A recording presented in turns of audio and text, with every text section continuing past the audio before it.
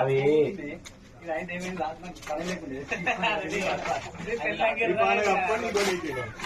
వేరే షర్ట్ ఉంది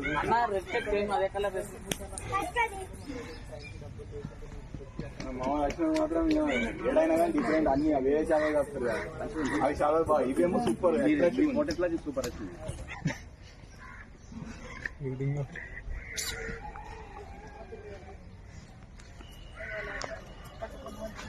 దుర్గా భవానీకి దుర్గా భవానీకి గన్పూర్ దుర్గా భవానీకి జై భవానీ జై భవానీ జై భవానీ.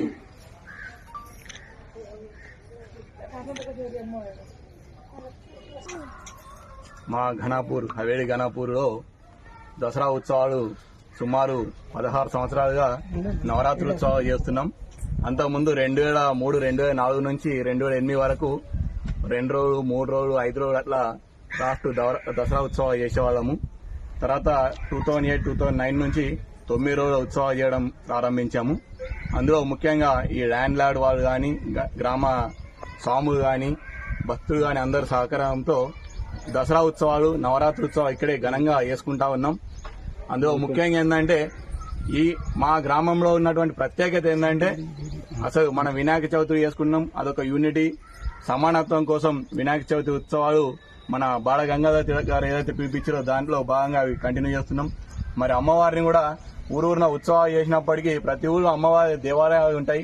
మరి ఆ దేవాలయాలు ఉండంగాను మనం పిఓపి పెట్టి ఆవిడ ప్రకృతిని ఖరాబ్ చేయొద్దని చెప్పేసి అమ్మవారు అంటేనే ప్రకృతి అంటే అమ్మవారు అంటేనే ప్రకృతిలో ఉన్న ప్రతి అణువణువున భగవంతుడు ఉంటాడు. జగన్మాత అంటేనే ప్రకృతిలో ప్రతిదానికి రూపం, ప్రతి దానికి జన్మనిచ్చేది జగన్మాత. కాబట్టి ఈ ప్రకృతి వినాశనం కావద్దని చెప్పేసి మేము పిఓపి పెట్టద్దు, ఉన్న మూల విరాట్కే పూజ చేయాలి అని చెప్పేసి మూల విరాట్కు పూజ చేస్తూ 2009లో ఇక్కడ ఉన్నటువంటి వేప చెట్టుకు అమ్మవారిని ప్రతిష్ఠించుకొని ఈ నవరాత్రి ఉత్సవాల సందర్భంగా ఈ వేప చెట్టులో అమ్మవారిని చూసుకొని అమ్మవారికి చెట్టు పూజ చేస్తుంటాం. నిజంగా వాస్తవం చెప్పాలంటే మన సనాతన ధర్మము, మన హిందూ ధర్మం ఏంటంటే సైన్స్ ఆధారంగానే, అంటే శాస్త్రీయం అంటేనే సైన్స్. మనం ప్రతిదీ సైన్స్ ఆధారంగానే ఉంటది. మన సాంప్రదాయాలు ప్రకృతిలో ప్రతి అణువును పూజిస్తాం. ప్రకృతిని కాపాడుకోవడమే మన సాంప్రదాయము. నీటిని పూజిస్తాం, మట్టిని పూజిస్తాం, పొలాన్ని పూజిస్తాం, మట్టిని పూజిస్తాం, సూర్యభావాన్ని పూజిస్తాం, చంద్రుని పూజిస్తాం, నవగ్రహాలను పూజిస్తాం. అట్లా భూమి ఉన్నటువంటి అన్నిటిని పూజిస్తాం.